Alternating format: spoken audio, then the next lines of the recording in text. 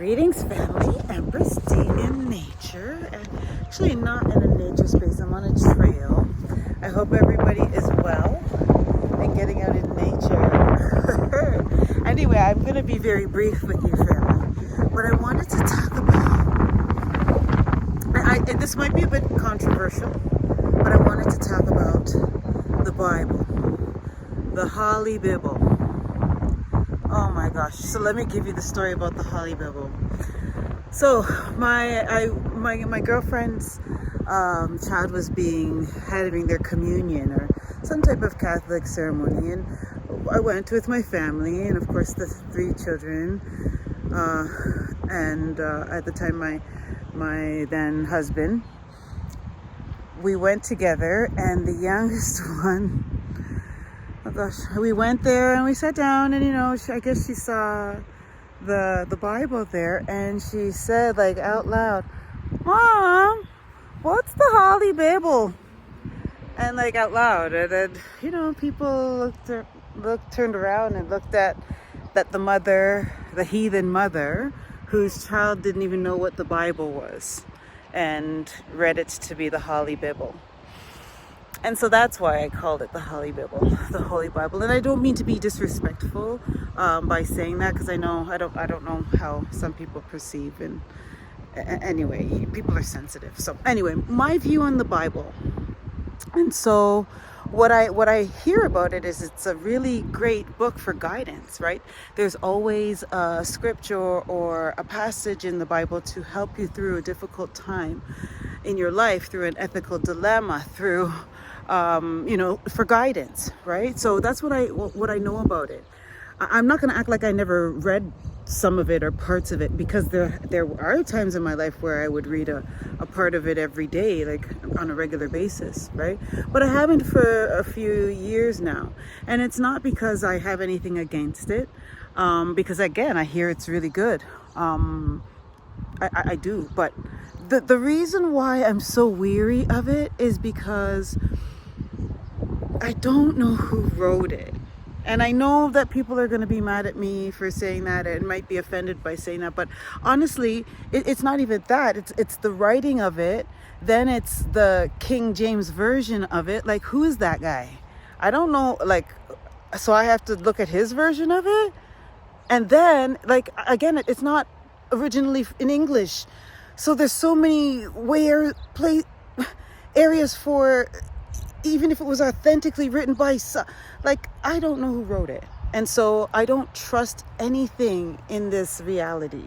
It's very hard to trust anything. And so one thing that I've learned over the last 5 years is I know nothing. I actually learned that I know nothing.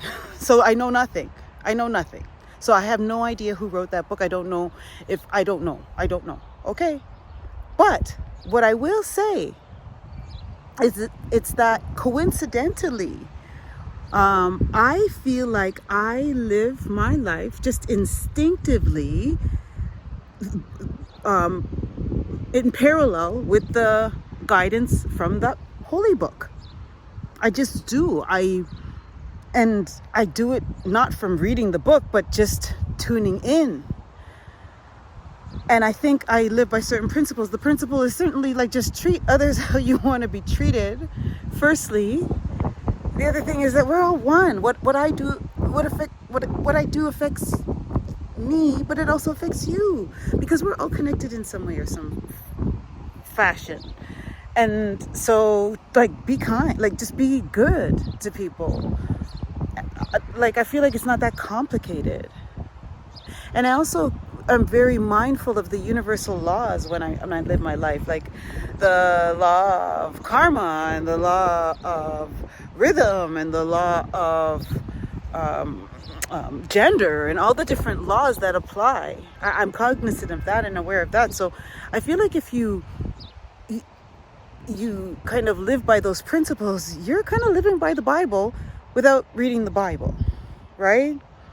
I'm going to be honest with you, and I hope this doesn't sound like condescending, or like I don't want to sound like I feel like I'm mightier than thou, but honestly, I've been around people that religiously read this Bible, oh my gosh, and I feel like I live more by the principles of the Bible. Like I actually apply it in my life than those that read this book religiously, honestly. And I don't like, what do you make of that, family? Right? So I don't, I think that it's a great book to find comfort, solace, guidance, inspiration, maybe, which is, wonderful when you write. And I feel good to say that I just based on the stories that I hear and what people share with me and the ones I come across, the Bible verses that I come across, is that I'm doing pretty good in terms of living in alignment with what is suggested in the Bible, in this holy book, right? I feel more so than those that sometimes represent the clergy and are, like, I don't mean to be disrespectful, but, I don't know, man. I just feel like people wear a lot of masks. People are not always authentic all the time. And so they may act one way and then behind closed doors be another, which is not, it's never healthy to do that, right? Because you have to live like, it's like you're living two different personalities, right? And it's always good to kind of be able to just be authentic all the time, right? Anyway, that's just my 2 cents, family.